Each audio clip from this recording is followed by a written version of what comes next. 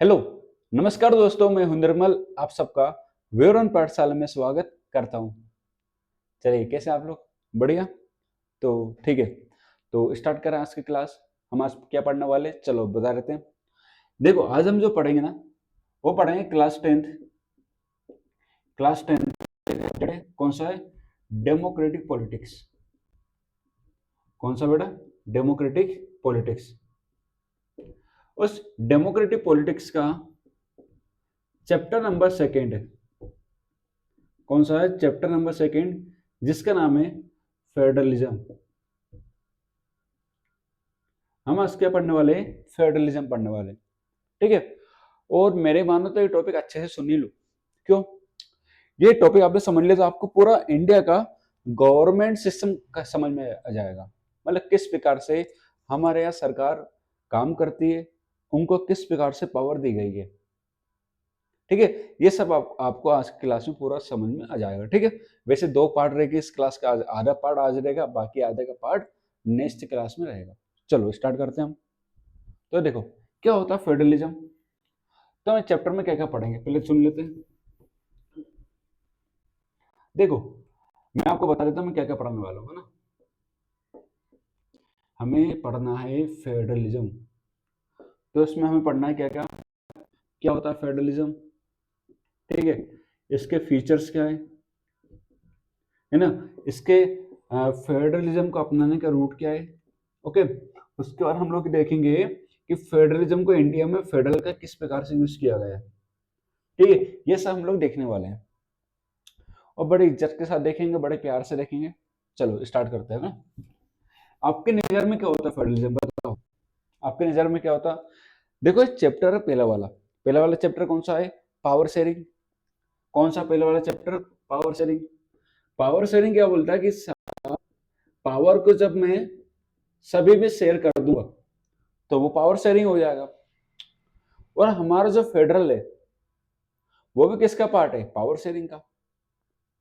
जो फेडरल है वो भी तो यही बोलता है, क्या कर दो? पावर को शेयर कर दो। फेडरल भी यही बोलता है। लेकिन होता है क्या सर, के किस प्रकार से इसमें पावर को शेयर कर दिया जाता है? चलो सुनो। जैसे मैं आपको एग्जांपल लेता हूँ इंडिया का। मेरे को बड़ा शौक है इंडिया का मैप बनाने का। ठीक है। चलो सुनो।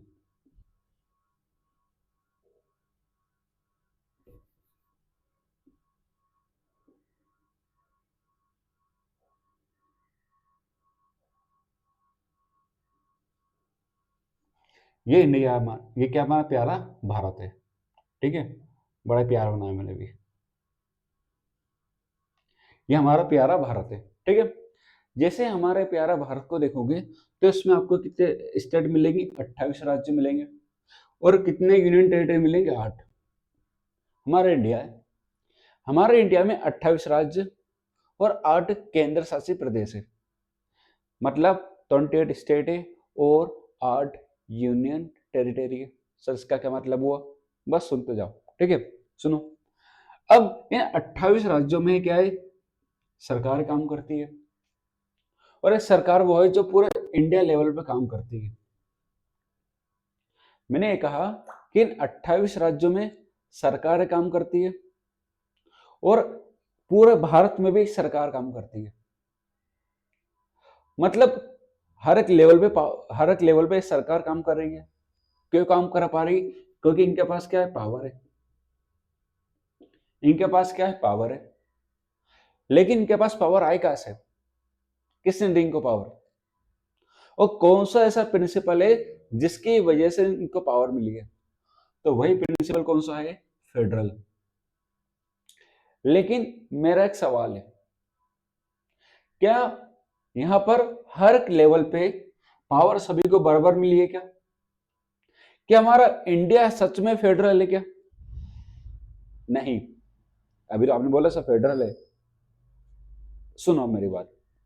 हमारे इंडिया वालों ने, या हमारा कॉन्स्टिट्यूशन ने फेडरलिज्म के प्रिंसिपल अपनाए, ना कि फेडरल को अपनाया है। फिर से दोहरा रहा हूं, हमने फेडरलिज्म के प्रिंसिपल अपनाए, फेडरल नहीं। सर थोड़े से क्वेश्चन मार्क आया, समझाओ। सुनो।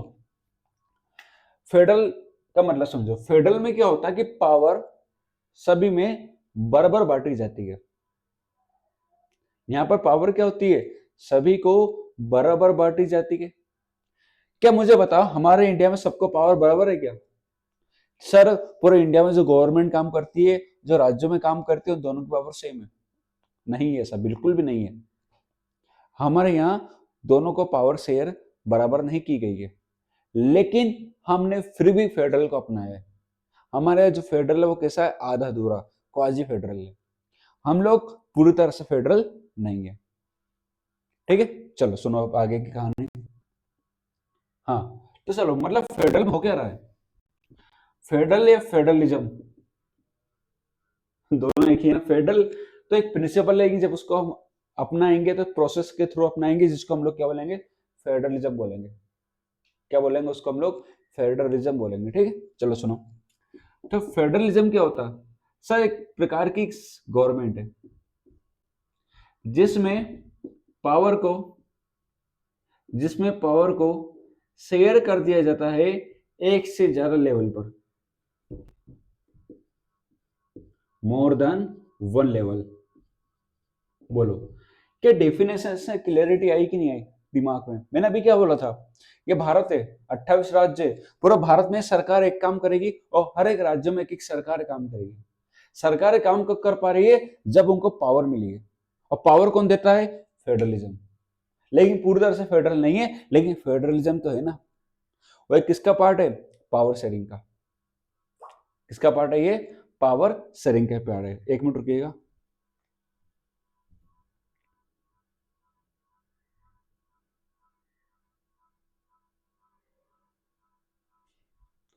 चलिए, किसका पार्ट है ये, पावर शेयरिंग का। बोलो समझ में आया पूरा इक्का तुक्का? चलो आगे बढ़ते हैं अब, है ना। अब सर ये बताओ, हमें थोड़ा थोड़ा समझ में आ गया, लेकिन थोड़ा थोड़ा हमें कंफ्यूजन तो है। तो मैं आपको कंफ्यूजन को मिटाने के लिए मैं इसका फीचर समझाता हूँ। जैसे ही मैं इसके फीचर को एक्सप्लेन कर दूंगा ना, सारी कंफ्यूजन दूर हो जाएगी फेडरल को लेकर, या फेडरलिज्म को लेकर सारी कंफ्यूजन दूर हो जाएगी। ठीक है, समझाएं? ओके, चलो समझते हैं इसके फीचर। मैंने भी ये कहा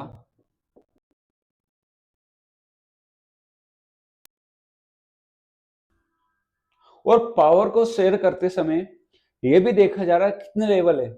एक लेवल गवर्नमेंट है, दो लेवल की गवर्नमेंट है, कि तीन लेवल की गवर्नमेंट है।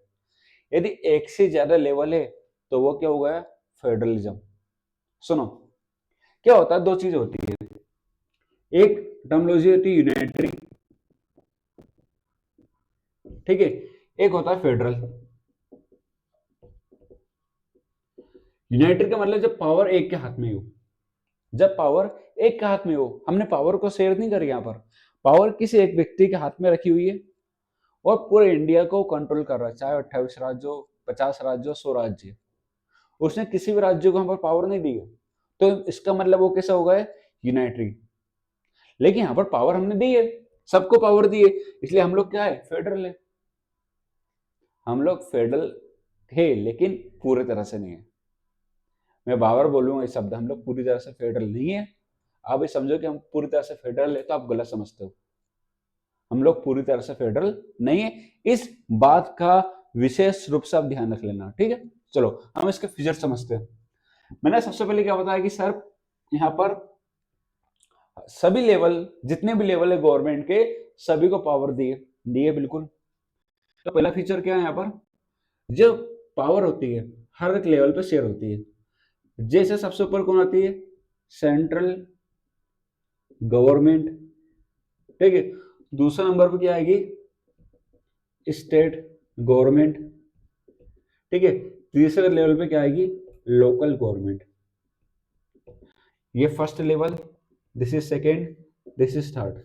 बोलो एक से ज्यादा लेवल दिख रहे नहीं दिख रहे?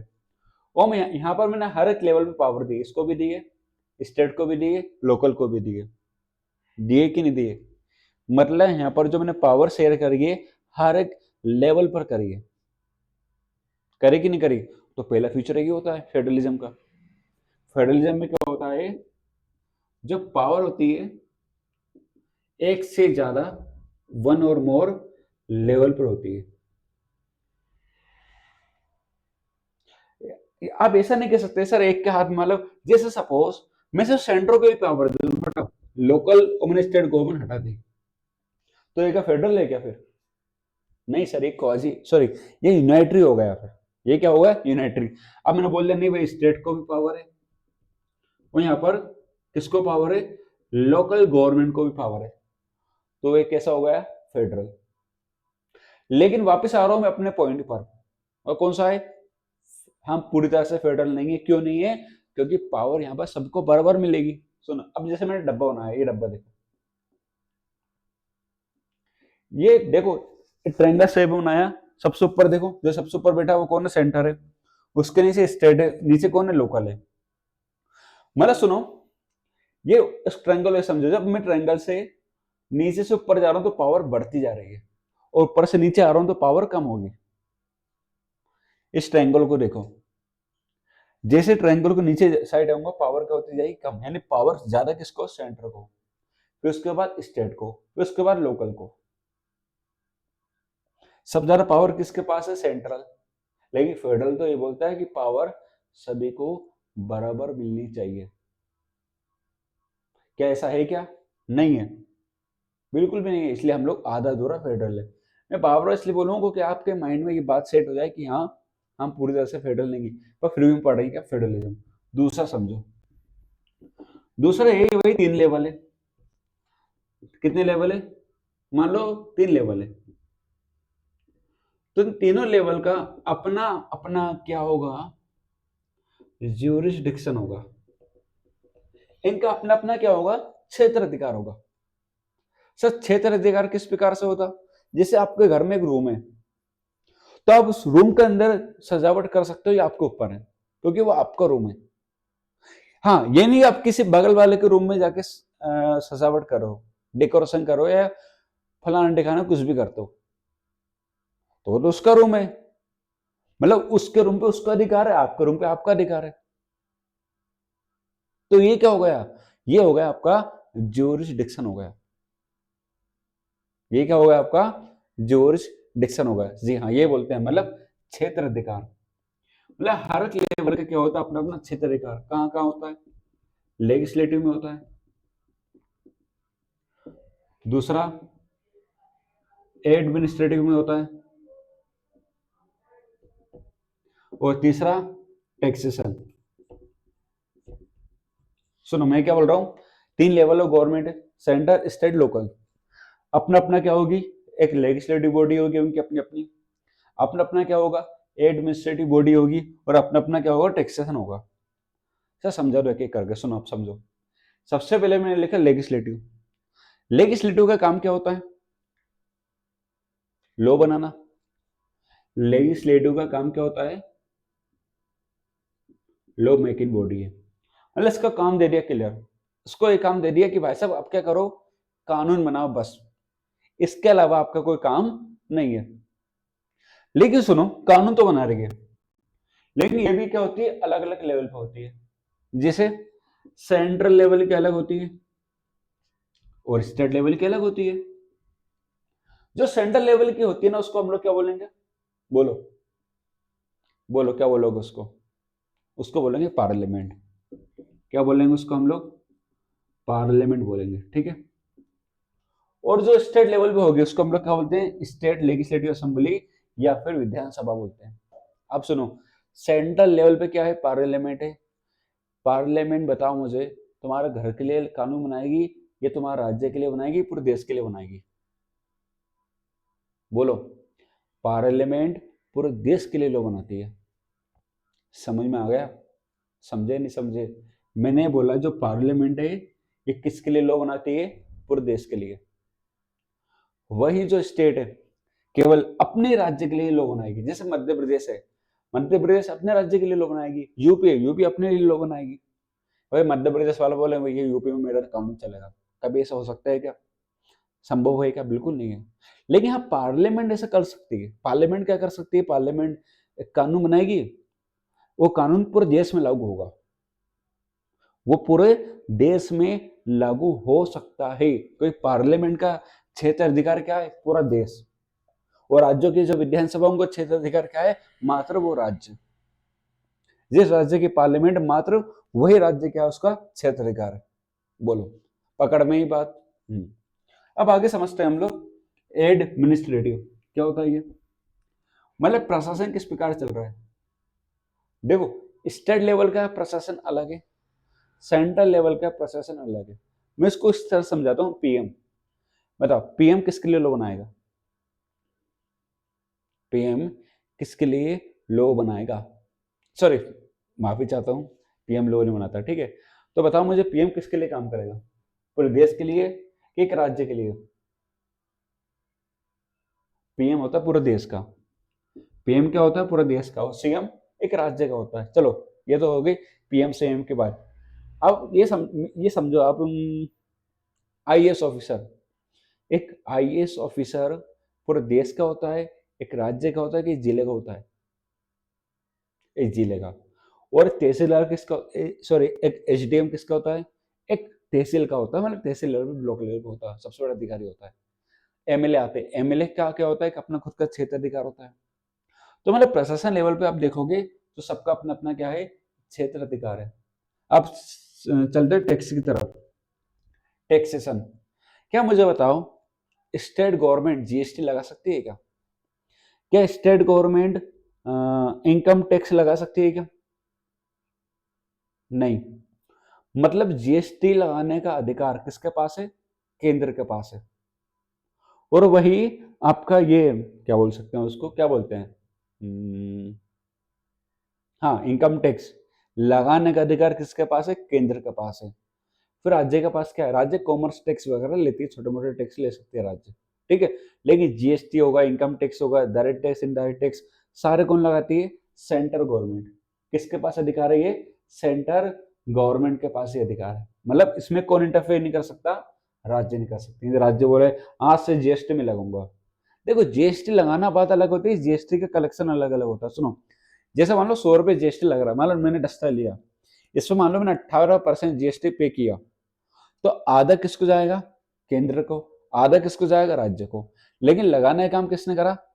केंद्र सरकार ने किया, यानी सेंट्रल गवर्नमेंट ने किया, ठीक है। चलो, बहुत बढ़िया।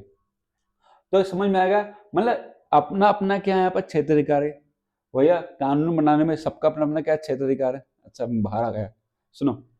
और प्रशासन को लेकर अपना अपना क्या क्षेत्राधिकार है, और यहाँ पर टैक्स को लेकर अपना अपना क्या है? क्षेत्राधिकार है। ये बोल रहा हूं मैं, अपना अपना। अब मन हुआ सेंटर का, देखो स्टेट के मामले में इंटरफेयर करे या राज्यों के मामले, राज्य बोले कि नहीं भैया मुझे सेंटर के मामले में इंटरफेयर करना है। सुनो, ये अपना क्या है? ये सेंटर है, ठीक है। और छोटा सा बनाते हैं, ये क्या अपनी स्टेट है। अब हो क्या रहा है? ये बोल रहा है कि भैया हम इसके मामले में इंटरफेयर करेंगे, और ये बोल रहा है नहीं है भैया इसके मामले में इंटरफेयर करेंगे। मतलब कल से राज्य बोले जीएसटी हम लगाएंगे, क्या कर लोगे तुम? केंद्र बोले जो तुम्हारे पास, जैसे मध्य, जैसे किसी राज्य का लॉ है पुलिस, मतलब सब्जेक्ट मैं कहूंगा, सब्जेक्ट वगैरह क्या होता है, रुको सब्र करो। मान लो मध्य प्रदेश की पुलिस को लॉ होना है भैया, मोदी जी, सेंट्रल गवर्नमेंट, कुछ कर पाएंगे क्या? कर पाएंगे। क्यों? ये जा सकते हैं किसके पास? जुडिशरी के पास। क्यों भैया? यदि ये एक दूसरे के क्षेत्र अधिकार में, यानी ज्यूरिसडिक्शन में इंटरफेयर करेंगे, तो सॉल्यूशन कौन निकालेगा? जुडिशरी निकालेगी। सारा सॉल्यूशन कौन निकालेगा? यहाँ पर जुडिशरी ही निकालेगी। तो मतलब ये एक दूसरे के मामले में क्या नहीं कर सकते? इंटरफेयर नहीं कर सकते, कतई नहीं कर सकते। करेंगे तो कौन संभालेगा इनको? कौन संभालेगा? कौन संभालेगा? जुडिशरी संभालेगी, ठीक है। चलो, तो ये हमने कुछ फीचर पढ़े फेडरलिज्म के, और हमने ये भी देखा कि भाई जुडिशरी का रोल क्या है। मतलब क्या होता है, हमने सबसे पहले देखा अपना अपना, सॉरी, सबसे पहले मैंने आपको क्या बताया कि एक से ज्यादा लेवल होता है, फिर उनका पास क्या होता है? अपना अपना क्षेत्राधिकार होता है। यदि कोई इंटरफेयर करता है तो सुप्रीम कोर्ट उसका सोल्यूशन निकालती है। लेकिन सर ये बताओ फेडरलिज्म को अपना कैसे सकते हैं? देखो, चलो अभी समझते हैं ना। फेडरलिज्म को अपने के दो रास्ते हैं। फेडरलिज्म को अपनाने के दो रास्ते हैं। एक रास्ता है आपका कमिंग टुगेदर, और जो दूसरा रास्ता है वो है आपका होल्डिंग टुगेदर।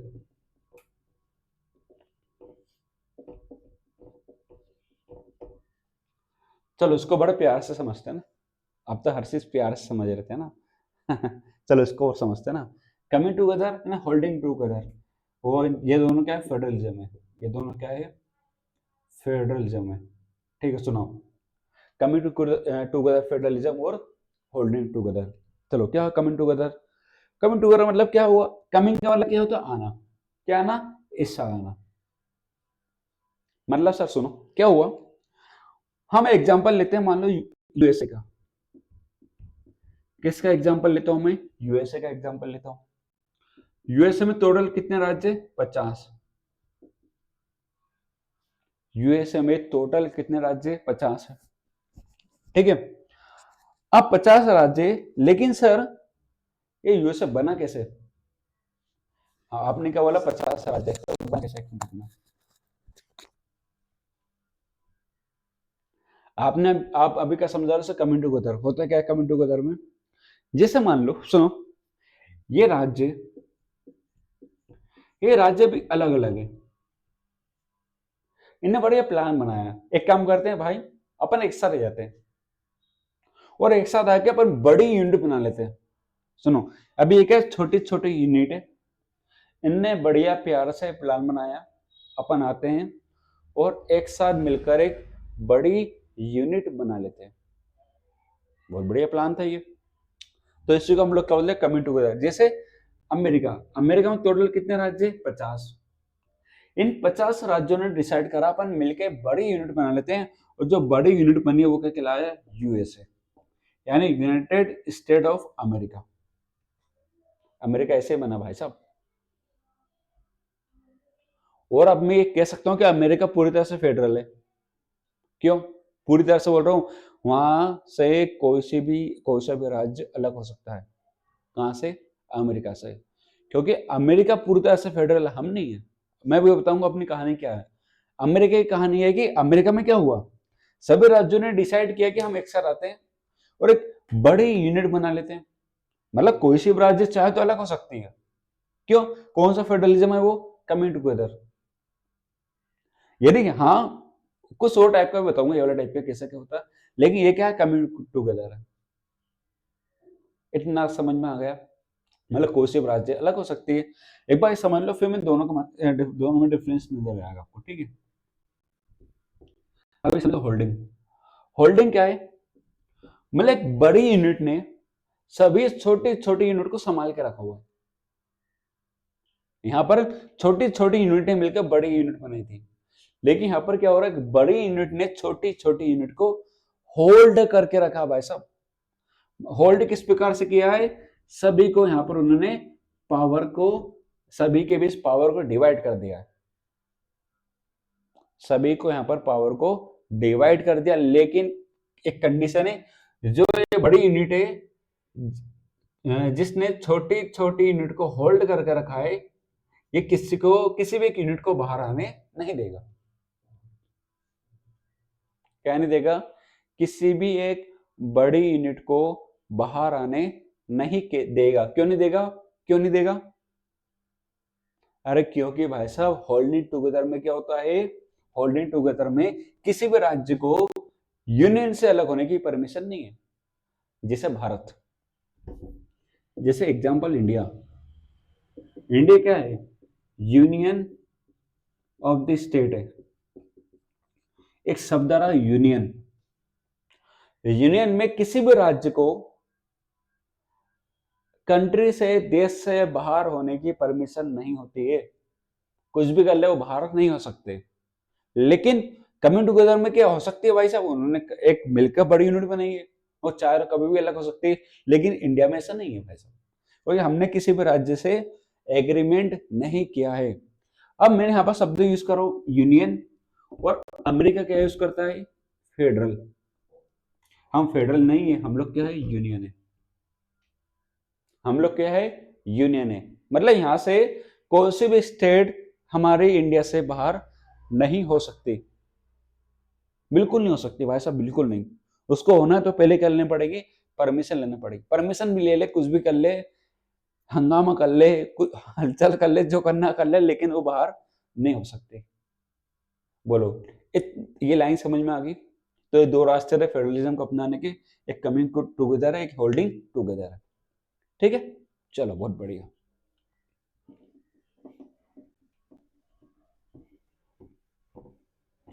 अब हमारा जो अगला टॉपिक है कि इंडिया में ऐसा क्या है जो इंडिया को फेडरल बनाता है। ऐसा क्या है इंडिया के अंदर, हमने पूरा सब कुछ पढ़ लिया, हमने पढ़ लिया फेडरलिज्म क्या है, फेडरलिज्म के फीचर क्या है। दूसरा हमने ये भी देख लिया कि भैया जो फेडरलिज्म है, हाँ, किस प्रकार से अपनाया जा सकता है, ये भी देख लिया। लेकिन इंडिया के रेस्पेक्ट में समझो आप कि इंडिया में किस प्रकार से फेडरलिज्म को अपनाया जा रहा है। ठीक है, तो मैं जो क्लास लूंगा वो मतलब अब इंडिया में क्या फेडरलिज्म किस प्रकार से अपनाया जा रहा है, क्या क्या लिंग्विस्टिक पॉलिसी है, लिंग्विस्टिक स्टेट क्या होती है, डिसेंट्रलाइजेशन क्या होता है, ये हम पढ़ेंगे नेक्स्ट क्लास में। अभी तक के लिए ये क्लास में यहीं पर समाप्त करने वाला हूँ। हम क्या पढ़ चुके हैं मैं एक बार फिर बता देता हूँ। सबसे पहले मैंने बताया आपको फेडरल क्या होता है, उसके फीचर क्या होते हैं, किस प्रकार से फेडरलिज्म को अपनाया गया है। ठीक है, ये सब मैं आपको चर्चा बढ़िया अच्छे से बता चुका हूँ। अभी मैं ज्यादा बताऊंगा, आपसे झिलेगी नहीं। हाँ, वो ऐसे करोगे, सर दर्द हो रहा है, भगवान कसम, ये हो रहा वो हो रहा करोगे, उससे अच्छा अपन क्लास को खत्म करेंगे अब, है ना। नेक्स्ट क्लास में समझेंगे ऐसा क्या है जो इंडिया को फेडरल बनाता है। ठीक है, हम नेक्स्ट क्लास में समझेंगे। चलिए फिर मिलते हैं नेक्स्ट क्लास में। और भाई साहब लाइक शेयर सब्सक्राइब कर देना, और क्लास पसंद आए तो आगे बढ़ा देना, मतलब क्या कर देना, शेयर कर देना। ठीक है, चलिए फिर मिलते हैं नेक्स्ट क्लास में। Thank you very much. जय हिंद, जय भारत।